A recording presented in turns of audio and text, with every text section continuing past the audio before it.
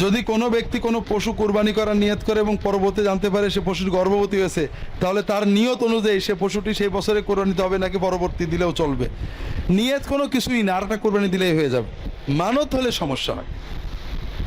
খাওয়ার সময় টুপি পরিধান করা কি সুন্নত? তো বড় বিপদে ফেললেন। আমাদের দেশে এর এক প্রচলিত আছে, খাওয়ার সময় মাথা ঢাকা রাখা সুন্নত, টুপি পরা সুন্নত। আমি তো মিসকিন, একটু খুঁজি। বাথরুমে যাওয়ার সময় মাথায় আবরণ দেওয়া, টুপি বা কিছু রাখা, এটা আমি সহি পেয়েছি। কিন্তু খাওয়ার সময় রাসূলুল্লাহ সাল্লাম মাথা ঢাকার কোনো চেষ্টা করেছেন, ইলতিজাম করেছেন, এটা আমি পাইনি। এই জন্য খাওয়ার সময় মাথায় টুপি থাকলেও ভালো, না থাকলেও কোনো দোষ নেই, এটাই আমি জানি। মহিলাদের জন্য কি মাঝে মাঝে গোরস্থানে গিয়ে কবর জিয়ারত করা না যায়? যদি না যায় তো দলিল কি? সর্বনাশ। আল্লাহ রাসূল সাল্লাল্লাহু আলাইহি ওয়াসাল্লাম বলছেন, লাআনাল্লাহু যাওয়ারাতিল কুবুর ওয়াল মুত্তাখিযিনা আলাইহা মাসাজিদ ওয়া সুরুজা।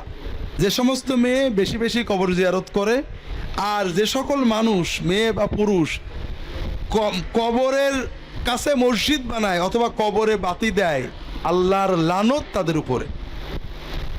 এই জন্য মেয়েদের কবর জিয়ারত না করা উচিত।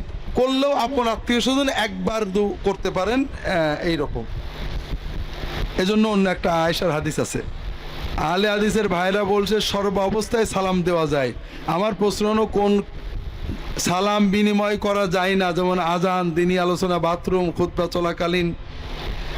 আহলে হাদিসের ভাইদের একটু এই আছে, বাথরুম চলাকালীন সালাম দেওয়া এবং নামাজে দাঁড়ানো অবস্থা ব্যক্তিকে সালাম দেওয়া, এ দুটো না দেওয়া উচিত। আর দিলে সে উত্তর দেবে না। বাকি আমরাও কিছু বাড়াইছি, খাওয়ার সময়, আজানের সময়, ওযু করার সময় সালাম দেওয়া যাবে না, কথা বলা যাবে না, কথাটা ঠিক না। সব সময় সালাম দেওয়া যাবে। আপনি যদি উত্তর দিতে বাধা থাকে, যেমন গলায় খাবার আছে, গিলে নিয়ে দেবেন।